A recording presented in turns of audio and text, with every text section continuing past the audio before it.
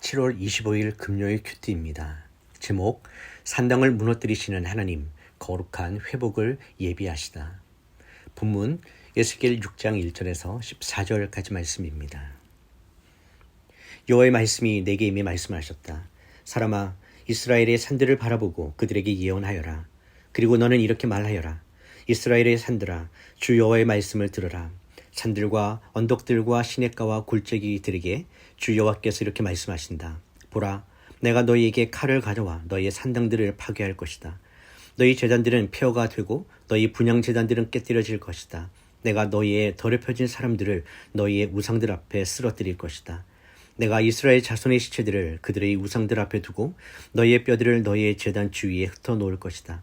너희의 모든 거주지에서 성읍들이 황폐하게 되고 산당들이 폐허가 될 것이다. 그래서 너희의 제단들은 황폐하게 되며 폐허가 될 것이다. 너희의 우상들은 깨뜨려져 파괴될 것이다. 너희의 분향 제단들은 토막 내어지고 너희가 만든 것은 완전히 파괴될 것이다. 더럽혀진 사람들이 너희 가운데서 쓰러질 것이니 너희는 내가 여호와임을 알게 될 것이다.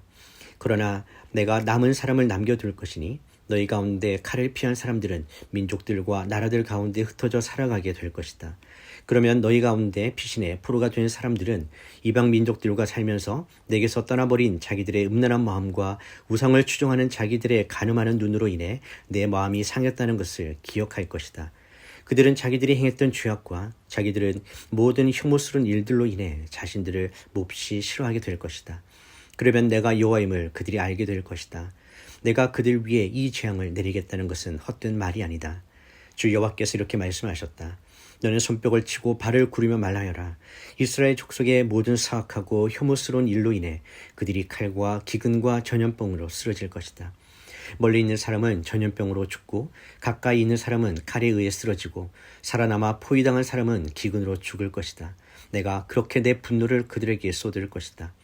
그들 가운데 학살당한 시체들이 그들의 모든 제단 주위의 우상들 가운데 그리고 높은 언덕마다 산 꼭대기마다 우거진 나무들과 잎이 무성한 상수리 나무들 아래마다 그들이 자기 모든 우상들에게 분향했던 곳마다 있을 때 너희는 내가 여호와임을 알게 될 것이다. 그리고 내가 그들에게 내 손을 뻗쳐서 그들의 모든 거주지에서 그 땅을 폐허로 만들고 다블라의 광야보다 더 황폐하게 만들 것이다. 그러면 내가 여호와임을 그들이 알게 될 것이다. 본문 요약입니다.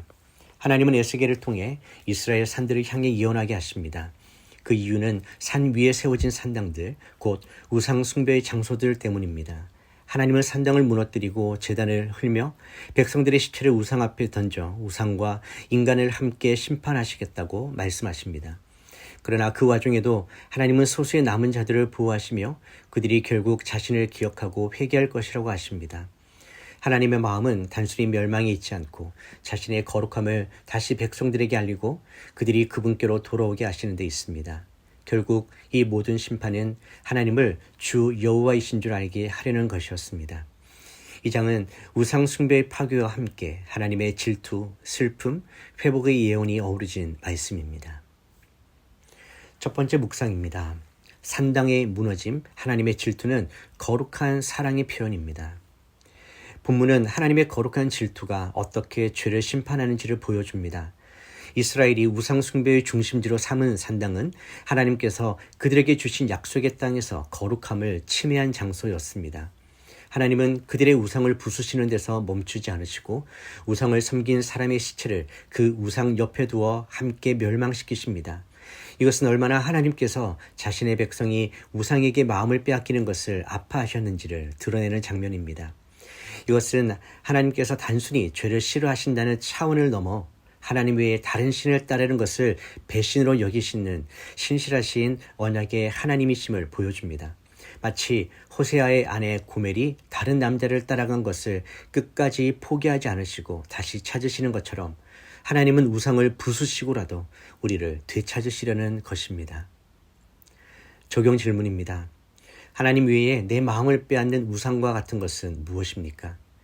하나님께서 내 인생의 산당을 무너뜨릴 때 나는 그것을 심판이 아닌 사랑으로 받아들이고 있습니까? 두 번째 묵상입니다. 남은 자의 회복, 기억이 회개로 이끕니다.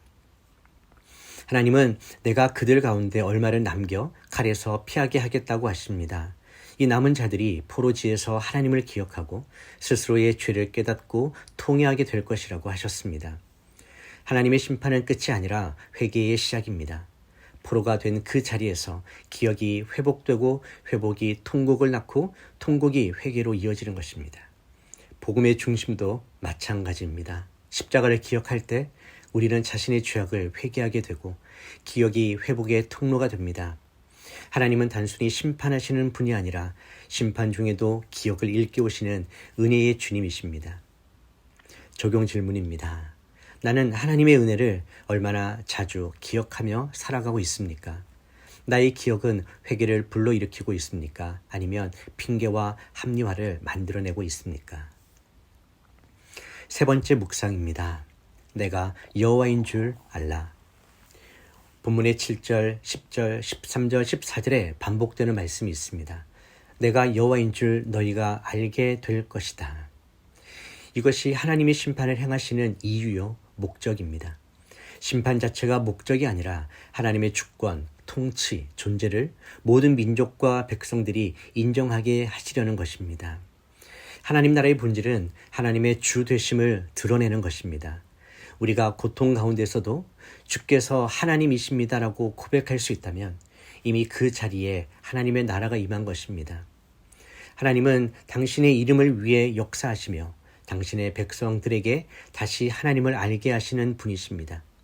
십자가 예수님은 그 심판을 온 몸으로 감당하시고 그 자리에서 이는 참으로 하나님의 아들이었다는 고백을 이끌어내셨습니다. 심판의 현장에서 하나님의 이름이 높아졌습니다. 오늘 우리 삶의 모든 고난과 회개의 자리가 하나님 나라가 임하는 땅이 되기를 소망합니다. 적용 질문입니다. 내 인생의 위기 속에서 하나님을 여호와로 경험하고 있습니까? 내 삶의 목적은 나의 성공이 아니라 하나님의 이름을 높이는 것입니까? 기도하겠습니다. 거룩하신 하나님 아버지, 당신의 질투는 우리의 마음을 되찾기 위한 뜨거운 사랑임을 고백합니다. 우상을 따르고 마음이 나뉘어졌던 저희의 죄를 용서하시고 저희의 삶 속에 세워진 산당들을 무너뜨려 주시옵소서. 저희가 의지하던 안정과 성공과 자존심이 무너져도 그 자리에 주님의 이름만이 높임받는 은혜를 허락하여 주시옵소서. 주님, 심판 속에서도 회복의 길을 열어두시는 주님의 자비에 감격합니다. 오늘도 십자가의 기억이 저희를 회개하게 하시고 회개함으로 다시 하나님의 나라를 소망하게 하여 주시옵소서. 모든 백성이 여호와가 참 하나님이시다 고백하게 되는 날, 그날을 소망하며 오늘의 삶 속에서도 하나님의 나라를 향한 순종의 걸음을 걷게 하여 주시옵소서. 예수님의 이름으로 기도드립니다. 아멘.